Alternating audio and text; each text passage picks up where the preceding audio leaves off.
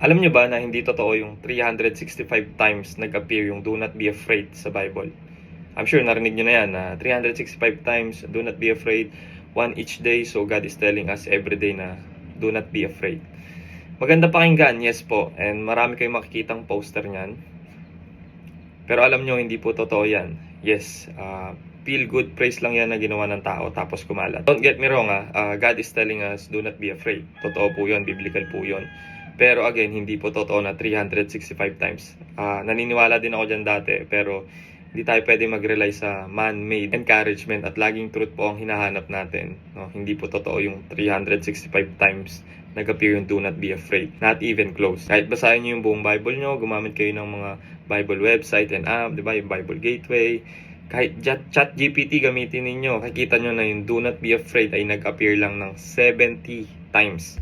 So wala pang 100, ang layo sa 365. Pero wait, baka naman kapag sinearch mo yung word na afraid, maging 365 times na. Hindi pa rin po. Kapag sinearch mo yung word na afraid, nag-appear lang yan sa Bible ng 210 times.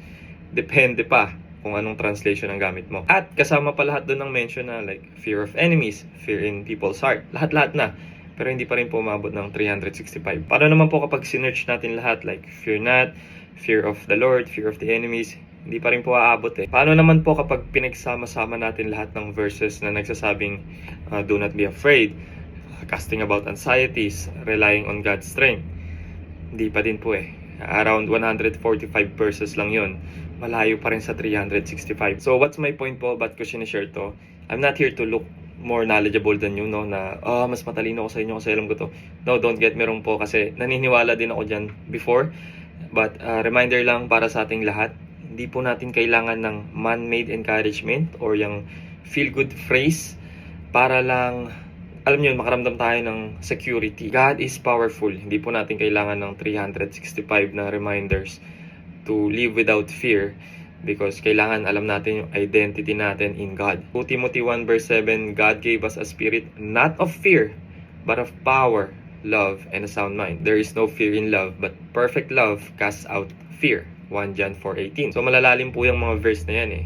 It shows us na hindi tayo na-define ng fear, but by God's love and power within us.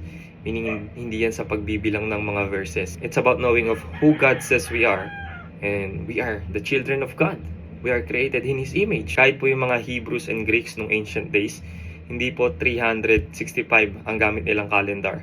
So yung idea na 365 times do not be afraid, one each day, hindi po magme-make sense sa kanila. Again, don't get me wrong po we're not called to live in fear. Totoo po yan, sinasabi ng Bible. Pero hindi dapat tayo basta-basta naniniwala or nagre-rely lang sa numbers para lang maalala yon na man-made encouragement lang din naman na hindi naman totoo. Let all man be a liar, let God be true. Tayong mga Kristiyano, hindi po natin kailangan ng catchy na slogan para mag-remind sa atin na do not live in fear.